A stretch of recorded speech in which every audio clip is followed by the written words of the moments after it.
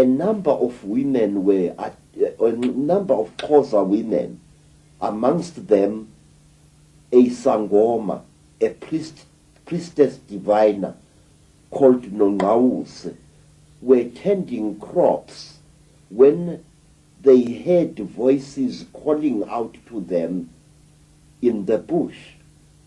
Nongawuse, because she was a spiritual person and a healer, responded to these voices. She went together with her sister Nonteto to investigate, and they found a deep hollow in the ground, and from this hollow they heard the voices coming. And as the women knelt next to the hollow, the three amazing figures emerged from the grass. Tall men wearing long black robes made of animal skin, with very big hoods on their heads, appeared out of the hollow. And one of their faces were painted white, or so it seemed to the terrified Xhosa women. And these men were unusually tall. And they told the woman, Nongawuse, whom they distinguished by her attire as a traditional healer, that she must go to the Xhosa people and tell them to start killing their cattle and start destroying their crops. Mr. Icke, I want to show you this book, a book which was published many years ago, a book written by me, and which made me one of the most hated black men in South Africa by the white establishment. In this book, I write, amongst other things, about a man called Sir George Grey. And in this book, I questioned certain things about this man, because Sir George Grey was the creator of race discrimination and apartheid in South Africa. Apartheid was not really created by the Afrikaners.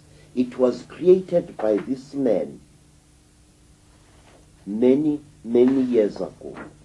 Well, Sir George Grey was Illuminati, a black magician, and fits the bill exactly with what happened in all these other countries you're talking about. Say, when I raised questions in this book about Sir George Grey, I was savagely attacked by nearly every professor in various universities of South Africa. The intellectual prostitutes, yeah? Yes. The liars in ivory towers, as I call them.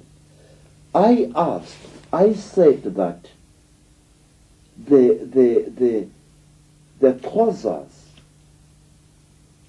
did not commit suicide in 1857. They were murdered. They were manipulated by Sir George Grey into destroying themselves. Isn't it interesting, Credo? I've noticed this myself, that the story you've just told about how those people were manipulated to kill their cattle and what have you, is mirrored again and again in the story that has spawned religion after religion. I mean, whether it's Mohammed or whether it's Joseph Smith with the Mormons, again and again, the initiator has a vision or an interaction with some guard figure or angel, and bingo, they get told to do certain things, and the rest is history. Yes, sir. And what is most interesting is that these interesting angels have suddenly disappeared in recent times. You no longer hear of an angel coming to tell some prophet to establish a new religion. No. Where have they gone? They carefully choose certain times. Now, Sir George Grey, so let me go back to him. He manipulated the Xhosa people into killing themselves.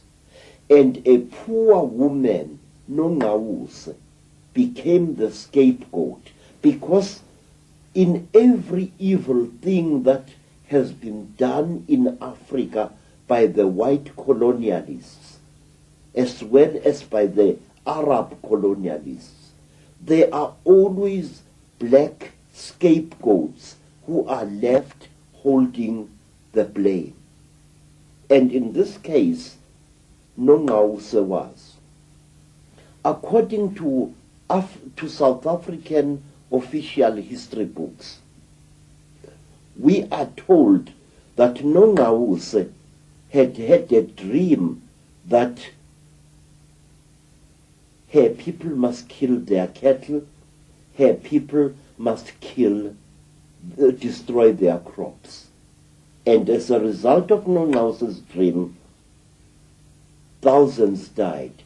And another lie was added to compound this infamous lie. We were told that Nongawuse had been a child when she had this dream. But that's a lie, sir.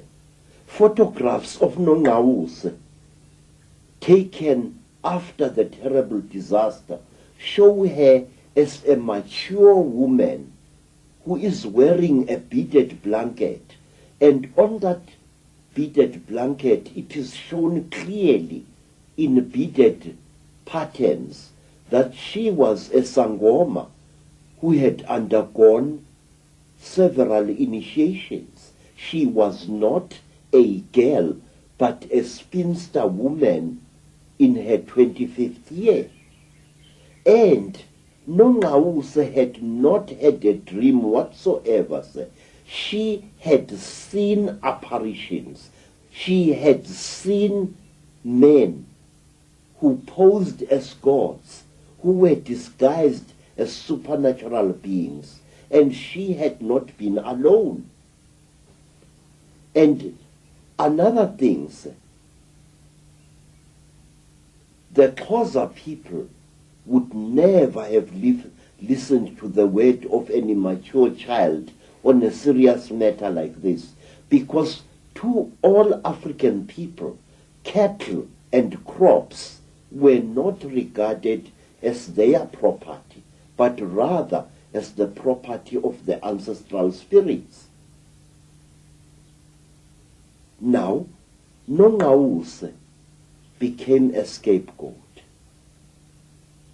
For a long, long time, our people hated Nongawuse for the dream she had supposedly had. And after I had brought questions about this story, after I had been torn apart by newspaper men, Nongawuse's story was suddenly changed and totally omitted in South African history books. I can show you some of these books where this story doesn't occur at all.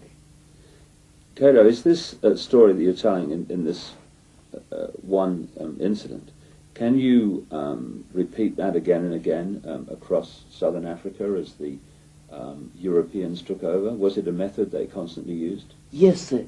Yes. You see, I can tell you a lot of things that were done. Some of the bloody wars which were started in South Africa between white men and black men were actually engineered by supposedly ancestral spirits, where a king suddenly saw an apparition. Mm. Now let me tell you, sir, one of these amazing stories, of which there are well over 100. and it is a true story that is known to every student of history in the land known as Lesotho. There was a great king, sir. The king's name was Muhlomi. Muhlomi was a priest king. He was a man who was both a healer and a king.